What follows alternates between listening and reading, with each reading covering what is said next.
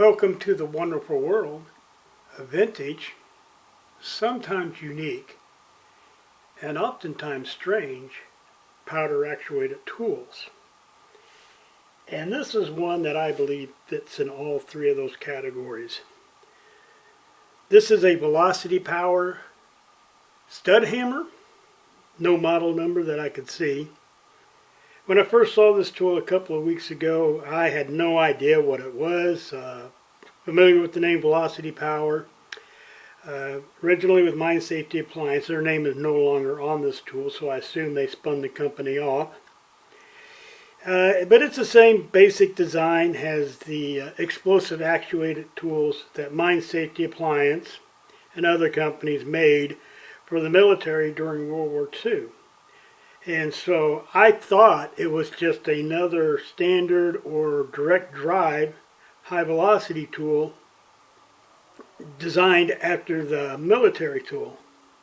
Turns out though that this one is a little bit different, because when I opened it up down here,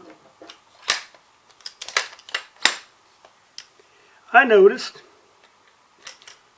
the tool has a piston. It is a captive piston tool, where in direct drive works directly on the fastener. So I do have a brochure. I don't have the manual, but I do have a brochure on the tool, and I'll post some pictures on it at the end if you'd like to take a look at it. And I do have the toolbox. No accessories, just the tool, the brochure, and the toolbox. So to load the tool, we'll start off on this end. According to the brochure, you insert the fastener this way. Then we'll come down to this end, insert the powder load, which is a large caliber, possibly a 32. Close it so that those two dots are in close proximity of each other. For some reason they're not lining up, and I think it's because I'm not closing the tool right. This is our trigger right here. So we'll close the tool, depress, and fire. Now the reason I don't think I'm doing this right is because this can open up while you're firing the tool. That does not make sense. So for some reason I'm not getting it locked right. If I take it the other way, it's even worse. I don't know. Something's just not right. But until I get more information, that's the best I can do. Now, low velocity captive piston tools, they all came out at about the same time. Most of the other ones, and the reason they all came out about the same time is because they had to change the way that the loads were sealed. They had to do the crimping and perfect that first, because the other loads that were used in standard high velocity tools or direct drive tools, they used either a wadding of paper or cardboard, sometimes plastic, sometimes even the fastener, to seal the powder load. And when you fire the tool, because it was direct drive, the cardboard or plastic would just go out the end of the tool with the fastener. If you have a captive piston in it like this right here, it's going to block that. So it's going to just stay in the tool, and it will cause problems. It will foul the tool.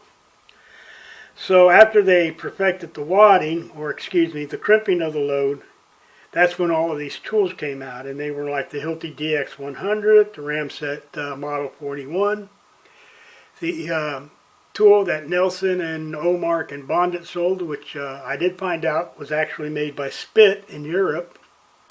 More on that later. They all came out at about the same time, and there's claims as to which one was the first. So I would assume that this came out at the same time also. However, it's a bit more complicated than those tools. And those tools, by the way, are light fastening tools. They were marketed as light fastening tools. And generally, though not always, they were intended for shorter fasteners. This one, though, is more complicated. It's also heavier. So I'm beginning to wonder if maybe what Velocity Power at this time was attempting to do was to compete against the high velocity tools.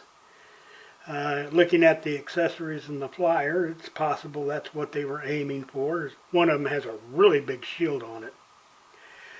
Or there's a really big shield that was included in the kit, I should put it that way. At any rate, I really don't know. I don't know anything about this tool. It would seem to me that it probably could compete against a standard velocity tool, at least for a while, at least until the piston broke. That may have been a problem. Piston breakings were a problem well into the 80s. At any rate, it is what it is, and there it is. Be nice to get some more information on it, but I don't expect it. My guess is that it's probably a pretty rare tool, and I would think that Velocity Powers probably did not exist too much longer after this. Of course, I could be wrong. It's really hard to say. So you can take a look at the brochures if you like, or the photos of the brochure. And thanks for watching, and have the best day that you deserve.